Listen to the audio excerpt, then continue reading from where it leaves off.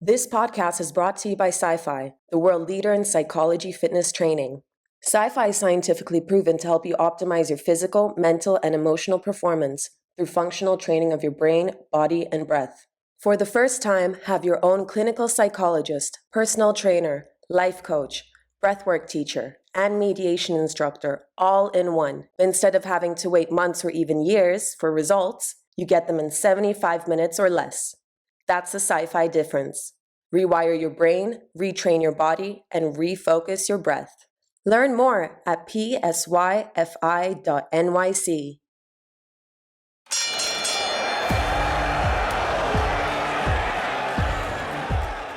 It's been said, you, me, or nobody is going to hit as hard as life. In the ring, I control my own destiny.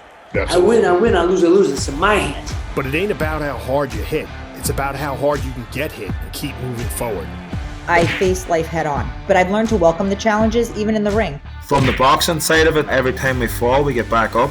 That's what Life's Tough, Boxers Are Tougher is all about. The guest corner, he comes to us from the Bronx, New York. His record, an outstanding one. 49 wins against only 6 defeats with 30 big wins by knockout. And he's also now a world-class trainer. Please welcome to the podcast, the former WBA Welterweight Champion of the world, Aaron Superman Davis. What's up, Superman? How you doing, pal? Everything. Good, bud. Good to see you. Yeah, good to see you too. I like to start on a positive note when we do these, but I gotta call you out without even getting started here. You owe me one of those shirts. Okay, I got you. Next time I see you, I got you with the shirt. What size? Extra small? Yeah. Kids medium if you got it. I like to look huge. I like to look huge.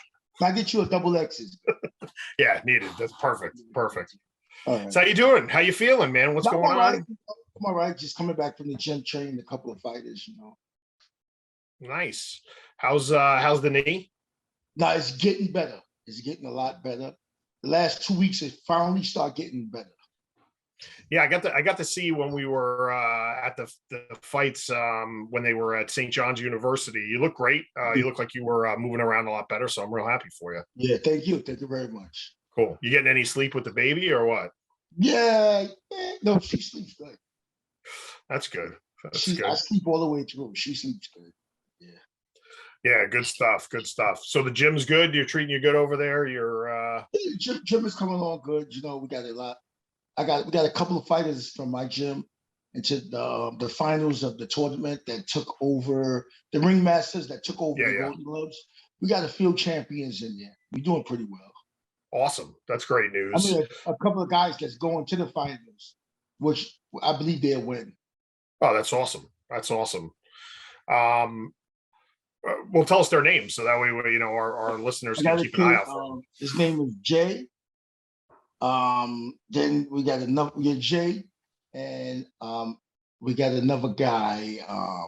What's his name? Joe. I'm not good with last names. Yeah, I get you. We got a guy named Matt, and another guy named Brandon. We got like 4 people up in the ringmasters going to the finals. Awesome. Well, that's good news. I trying to put it into perspective. I was telling people that I was having you on. So you were the WBA Welterweight Champion, and just to, and you were the man who beat the man. So you were the legitimate WBA Welterweight Champion. Yeah.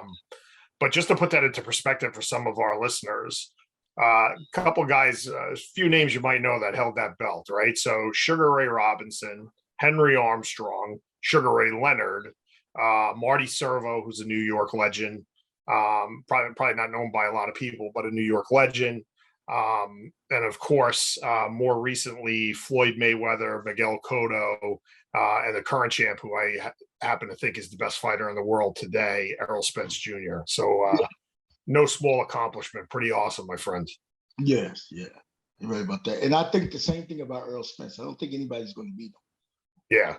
I think he's the best. I think he beats Bud Crawford, and if they ever get that fight together, which What do you think about your boy, your favorite fighter, Canelo, losing the fight? It's not like me. I said all week, I told people that I thought that it was the idea that he was that Bivol was some kind of walkover was laughable because, I saw him fight Joe Smith Jr. and I watched him fight quite a bit, and he's a tough out for anybody, and I thought he was tough. I mean, I was with you, so when the fight happened, I didn't get to even see it live, but so I don't know. Were you shocked? I know. I seen a couple of rounds. I told people the night of the fight. I told Joe DeGuardi. I told Joe, his nephew, Lou. I told his nephew Lou. I says, "This is a fight." I said, "I think this guy's going to get him because Canelo can't get away from jabs. He never could." And that's when, it showed with Mayweather. Mayweather was just jabbing him, beating him up with the jab, keeping him off. If you have a good jab, he's not going to do nothing until you stop punching. This guy was busy. And this guy was just so busy on him, and he gave in. He gave up. I thought he was going to quit. He's a rock, right? So he's an absolute rock, Bivol. And he, Joe. I talked to Joe Smith Jr. about him, who fought him, and Joe almost took him out. I think in like the 9th round. But Bivol recovered and then just pummeled him for the next 3 rounds. So that's I gotta I don't claim to be the greatest prognosticator, but I don't see that going any different second time around. So no, I think it's size wise, it's just too different. Canelo wants to fight him again. That's what they're talking about. I mean, I think the guy said that he would fight him again, even move down to 68. Yeah, that's different, and that's a different animal because, I still think he'd beat Canelo again. He got his number. Canelo showed the other night he doesn't want to get hit. He doesn't want no part of war. He wants to give it, but he doesn't want to take it. And some people might say, "Oh, I'm crazy." I was telling people before, if he fight the Charlo brother, I bet him the Charlo, because the Charlo brother have a good, nice, fast jab. Canelo had problems with people jabbing at him. He has a problem going to get people. He does that little Mayweather stuff, bobbing and wobbling. And I always say, anybody with their hands down that tries to fight like the Mayweather style, it's easy to hit with a jab. But fighters are not taught the right way right now. Trainers are really just teaching everybody how to fight, teaching fighters how to fight like Mayweather. 90% of the trainers, the Mayweather style, the pad work and all that is delusional. It's not going to happen when you fight. It's a whole different world. I mean, it's a generational talent. You know what I mean? Like you can't train somebody to be. As they used to say that about Ted Williams when he was a hitting coach. They're like, he's telling people just hit like I did, and they're like, well, you're Ted Williams, and we're regular people. So, hey, the name of the show is Life's Tough, Boxers Are Tougher. Tell us why you're tougher than life. Well, the boxing's hard. I mean, you got to be dedicated. You have to be dedicated. You have to have, the will to win. It's just a hard sport. You got to do everything right if you want to. A lot of fighters, they do it just to do it. Like, what? I'm not putting down the fights. Like a lot of fighters today, they fight today. Nobody's really taking control, and that's what's making Earl Spence so successful and Crawford so successful. You only see a few fighters that are so successful because they keep fighting. Like it's like if he's fighting, he's doing 1-2. Now you're turning to 1-2, 1-2. Now you're 1-1-2, 1-2. It goes back and forth. Nobody takes control of a fight or try to take control of a fight. Earl Spence is trying to take control. Crawford trying to take control. The guy that just lost to Crawford, what's his name? He just retired. His father, he worked with his father. Oh, I can see his face. Just give me a second. It'll come to me. Yeah. You know what I'm talking about. I do. Yeah. He always has the giant tie. Sean Porter's not that good to me. I mean, he's a fighter, but he will fight you. And he fights sort of like the Europeans that's winning today, the Mexicans that's winning his fights today. He's letting it be his turn, not your turn, his turn, and he's fighting you. And that's a lot of stuff that a lot of fighters today, a lot of Black and Spanish fighters are not doing because they so too busy worrying about getting hit and worrying about skills. Do you go to boxing gyms much? You go? To me, yeah, all the time. Okay, you go to boxing gyms, you can see trainers, they totally don't know what they do. And they got fight, okay, move, slip, footwork, and all this footwork and all this stupid stuff. But they're not teaching them how to fight. They teach them how to do the shoulder roll and like when Mike Tyson was hot. You had trainers in the gym trying to teach people how to fight like Mike Tyson. Yeah, exactly. Like, come on. You had everybody trying to fight like Ali. When Sugar Ray was hot, they fighting like Sugar Ray. So you got a lot of fighters. You got 90% of fighters today that's fighting that don't even know what they can do. They don't have their own identity. They got Mayweather's identity today. You still got some trainers that want 50 fighters to fight like Mike Tyson. But 90% of them have Mayweather's identity. So they never know what they really can do themselves. These trainers today is ridiculous. Shoulder roll. You walk in the gym, shoulder roll. Not getting off, not fighting. And some people go, oh, he's a racist when I say stuff like that. That's why today a lot of Europeans are winning world titles. Because they're fighting. They basic, very basic and fighting. They jabbing 1-2 hook right hands and they fighting. They like when the Black and the Spaz want to throw 1-2 and step back, run around the ring, run to the grocery store, come back, and I'm just using that for an example. Like 1-2, run over there, run, instead of finishing a guy, instead of fighting. And when you tell most of these young fighters to fight, they say, "Man, you crazy? I can't stand there and fight, man. I'll get hit, I can get hurt." This other guy's coming at you. I thought that's what you signed up to, boxing. These other guys are coming at you. They're trying to hit you. They're trying to kill you. They're walking you down. Why you don't walk him down back? No, I'm not going to stand there and fight like that. I can get hit. I can get cut. I can get anything can happen. And you'll see what I mean. When you go in the gyms, you probably never really thought about it. Why you running around the ring? They running this way, that way, that way. And the other guy goes, okay, your turn now. Back and forth, back and forth. And like I said about Earl Spence, being that you brought Earl Spence up before. Earl Spence is trying to take you out. He's jabbing when he's resting, and he's going to fight you. But anytime he's resting, he's sticking a jab in your face. And a lot of it's just today. It's not so much as the fighters, the trainers that's training the fight. Yeah, I hear you.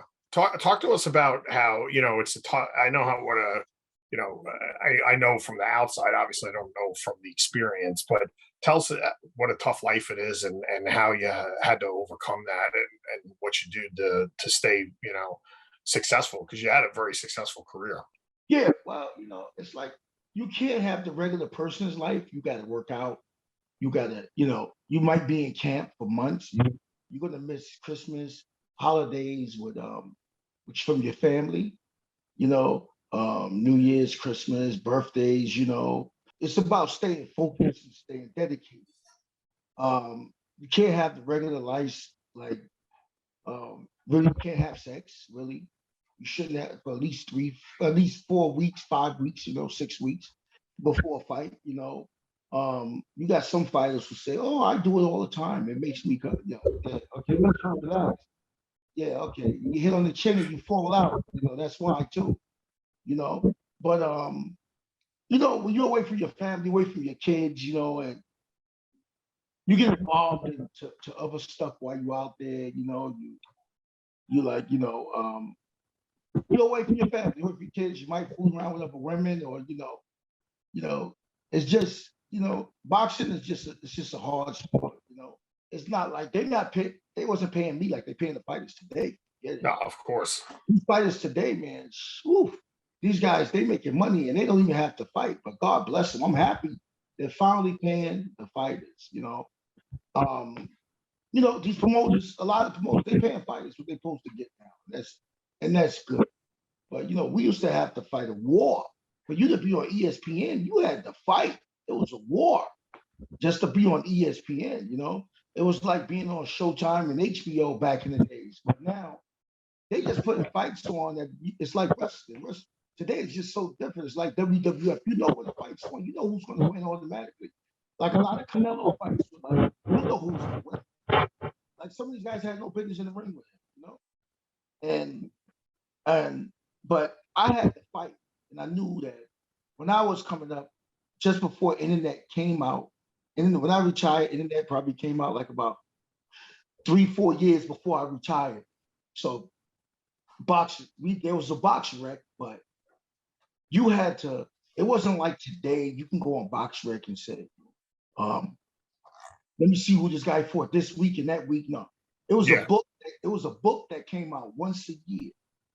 Yeah, the Ring magazine had one too. They had the almanac that had all the fights. It had the fighters, and I used to buy. I'd buy that religiously. That was like one of my favorites. And that's how you can tell how many fights a guy had and what's he doing, and stuff like this. Now today you got these fighters. They all on Instagram. We got Facebook. Which is good because without all that, the fights wouldn't be built up if I would have had that, we'd have had that before internet, Facebook, and all that when I was coming up. Oh, it'd have been a whole different game. Like I said, I couldn't go. I couldn't spend time. Sometimes my kids' birthdays, I had to go to camp, holidays, and it's rough. When you can't see your kids on birthday, you can't go to the basketball game. But you had to be in camp. You had to train. Yeah, I mean it's hard. People don't understand what a Spartan life it is, and how did your discipline help you outside the ring? Like how did your boxing career like help you outside the ring as well? Well, it helped me out. It helped me be disciplined. It helped me discipline my kids too. Now, it showed me how about life. I just learned so much from boxing with life. I met a whole lot of different people. I traveled the world. I lived in different states, countries, boxing has done a lot for me, but discipline, I mean, like you're not supposed to eat something, it helps me not eat it, because but it's a lot of people, they know the doctor can tell them they can die. So they say, I'll just have a little bit of it. It's not gonna kill me, because certain people's not disciplined. But from me eating right, eating good when I was fighting, afterwards I would pick up, eat everything bad. But then, when you get older, you realize that the only way you're gonna stay alive and live longer is spend more time with your kids and your grand. You have to eat right. And I think it disciplined to me now, like that I retired, that now I know, what? I have to eat right. I can do it. I did it when I was boxing. So now I did it for boxing. Now I got to do it for my life to keep myself healthy and to live longer. I mean, look, you look great. You're in great shape. No call. I mean, again, I see you pretty regular, and you're in tremendous shape. So that's, absolutely the facts. Talk a little bit about that as far as like you had said, you got to travel the world, which was great. But then again, talk a little bit more about the sacrifice. I know about the kids and stuff. Tell some of the stuff you had to deal with. Yeah, like I mean, second, like I said, I don't know what else, but like I said, I had to sacrifice birthdays, Christmas, holidays, the mother's birthday. Well, you got to do what you got to do. You understand? It was just, it's so much you got to sacrifice. I can't even get all of it out, but it's just. How'd you do with the weight? You fought. Never had a weight problem to the end of my career because I wasn't fighting that regularly. Nobody really wanted to fight me. And it was hard for me to get fights. I didn't have a promoter at the time. And nobody wanted to fight me. So it was hard. Now, when they called me for a fight a year later, I'll jump on the fight. I'll take the fight. I've been out for a whole year, I kind of got a little like discouraged on fighting because nobody really wanted to fight. So I wouldn't fight. I wasn't training like I should have been training, You won your last 6. I mean, not a lot of the people that we've we've had on the show, like had finished out as strong as you did. You finished out pretty strong. Not only that, your second to last fight, you beat up one of our other guests, which was Vinny Pazienza. Oh yeah, yeah. Oh yeah. I worked. Yeah, I was always in some type of pretty decent shape. Like I kept myself in pretty decent shape. I never would have wanted to fight for money. I never would have did it because I had pride. I couldn't see my kid. Like, some fighters, they called me for some fights. They said, "Oh, you want to fight?" I said, "Yeah." "Oh, here's X amount of dollars." And I'm like, "I'm not going to take that fight. I'm not ready for this guy. I'm going to need at least eight to 10 weeks for this guy because I'm way out of shape." "Oh, you don't want to fight?" Then no, it's not that. I got pride. I want to see my kids to see me get beat up. I want to win. There's never a fight I went in that I thought I was going to lose, even when I wasn't in tip top shape. I knew I want to fight my heart out. You got to have pride. You know what I'm saying? If you got kids, to see you quit and I said I would never get knocked out, laid out. You never did. You never got KO'd once, so that's pretty impressive. I got dropped once. It was a freak accident, though. No, I mean I know you got dropped, but you never got KO'd. Never lost a fight by KO. But that drop once was just a freak accident. It was a freak accident. The guy just got lucky. He threw a shot. And it was like a cheap shot. That's funny, man. So who was that? It was some guy down in Tennessee. I think it was at. I forgot his name. Yeah, but I took that on a short notice. I knew I could beat this guy, but that was a slip. It wasn't a real knockdown anyway. And I got up and I beat him up, but I was a big fan. I was a big fan of yours when, especially, you had knocked out, you KO'd Mark Breland on Channel 7, which I thought was neat. And then, well, at least I saw it on Channel 7. But, I thought that was always cool that you beat Breland. Any rivalry with you two? No, before it was a rivalry, but right now, Breland's cool, man. I love Breland. Yeah, I mean, he's a great trainer too. He's a heck of a trainer too. So you guys, the whole Brooklyn Bronx thing is always. I love that dynamic. That fight was in Reno, Nevada. It should have been right here in the Garden. Yeah, it should have been at home. I think it would have drew a lot of money. It would have been great to be here in the Garden, a fight like that.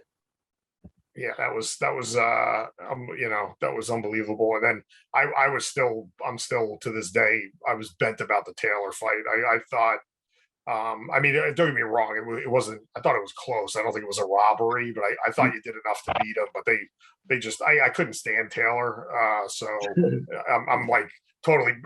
Again, full disclosure. I'm totally prejudiced against Taylor. Like I wanted you to beat him, and I was looking for you to win. And when I score fights, I told somebody recently. They asked me what my scorecard was. I said, "Look, I'll be honest with you. I know I'm biased. Like I score the fight because I want to see my guy win, so I score it."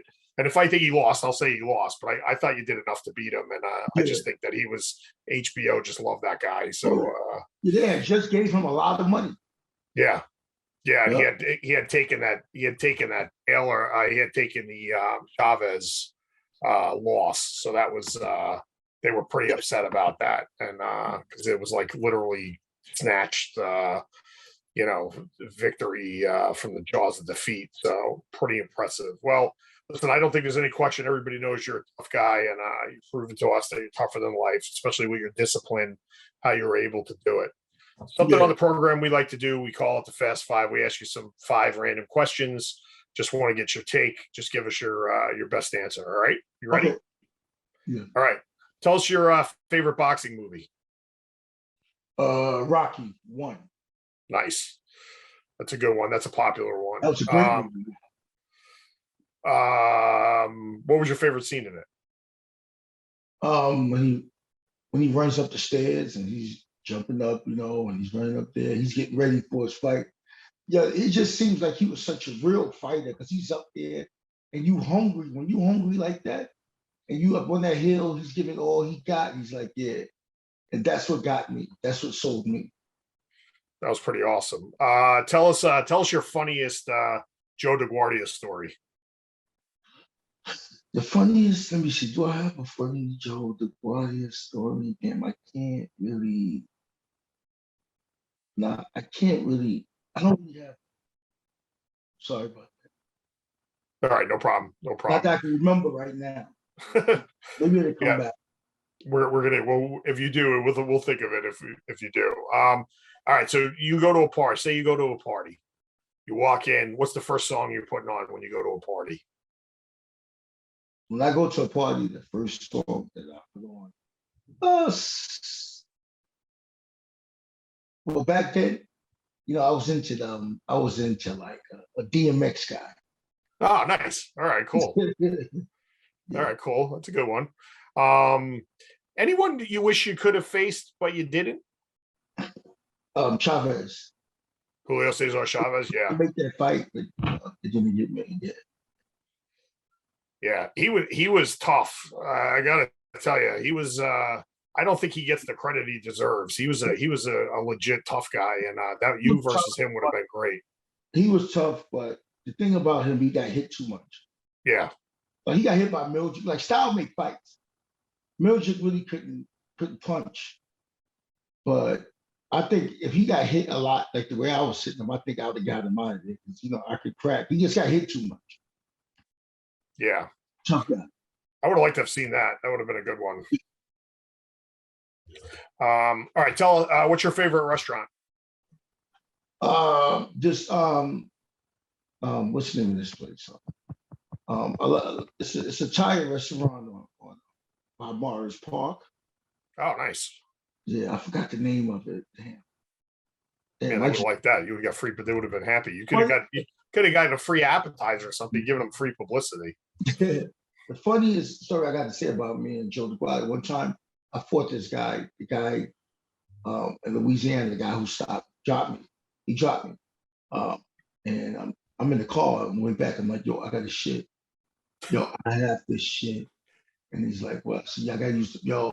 And he pulls over. We're going to the airport to go back home. And he has to pull over on the side of the highway. And we pull on the side of the highway. I'm taking a shit, and all these alligators are coming. These baby alligators running towards me. Yo, this was in, I think, in Louisiana. Yo, there's so many alligators. You're not from the country, right? No, I'm not country. I'm yeah. Baby alligators were actually chasing me. I couldn't even wipe my ass. I just pulled my pants. I just fucking got in the car. I had diarrhea because I was eating clean for so long, but I had a soda, and I couldn't have a soda in my body. It would give me like the shit. It's like, oh man.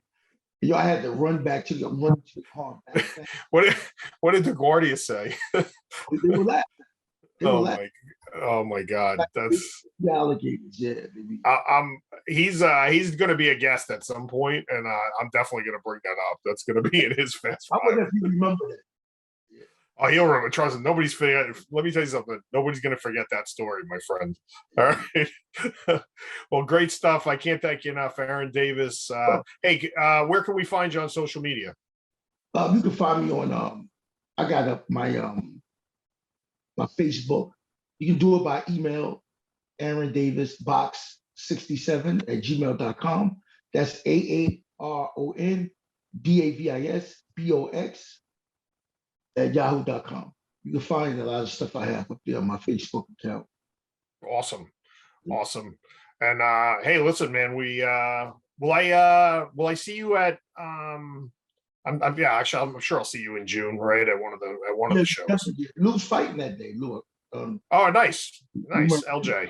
Yeah, Joe's nephew. He's fighting that day. I'll definitely be there, getting ready for the fight. Awesome. All right, pal. Thank you very much. We really appreciate having you on. Thanks, buddy. Don't forget, you owe me a shirt. Okay. That's going to be the final bell for today's podcast. If you like what you hear, give us a like and hit the subscribe button with your best power punch. You can check us out at Apple, Spotify, Stitcher, and anywhere you can find quality podcasts. We hope our stories inspire you to fight on. We thank you for listening, and remember, life's tough, boxers are tougher. Have a great week, everyone.